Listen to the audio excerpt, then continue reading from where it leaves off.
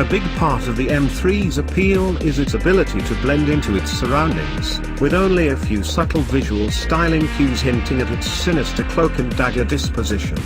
Get it in one of the more somber colors available, and even its carbon fiber roof, lowered ride height, quad exhaust tailpipes, blistered rear wheel arches, and massive alloys might just go unnoticed in the corporate car park.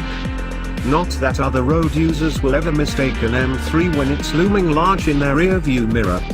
Thanks to its dazzling daytime running lights, greedy, ground-hugging front bumper, and bonnet bulge, you'd need to be seriously distracted to mistake the M3 for anything else.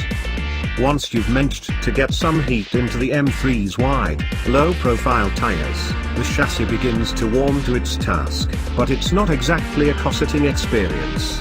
On a smooth surface, the tires feel almost unstickable, and it can be tremendous fun and a truly rewarding experience to balance the car through a flowing combination of bends using a mixture of light steering adjustments and progressive throttle inputs.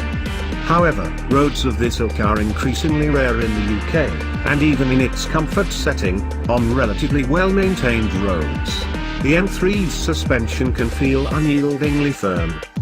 Things can often get rather skittish, and the front end of the car will all too often follow any defined grooves in the road surface. Thanks to a combination of a jerky initial throttle response, and a snatchy gearbox, a tiny kiss of the accelerator pedal is compulsory when parking, but it's also required to ensure the engine's immense power output doesn't overwhelm the limited grip that's available when the rear tires are cold.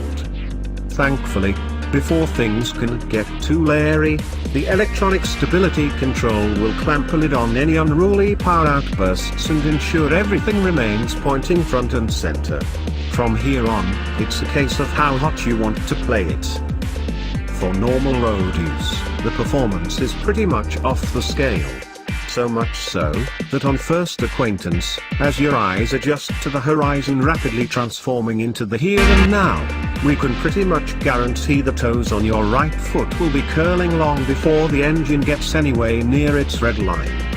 The manic speed development is accompanied by an intense oral bombardment, as the gearbox's dentist drill whine competes tooth and nail with the engine and rear quad pipe's voracious intensity.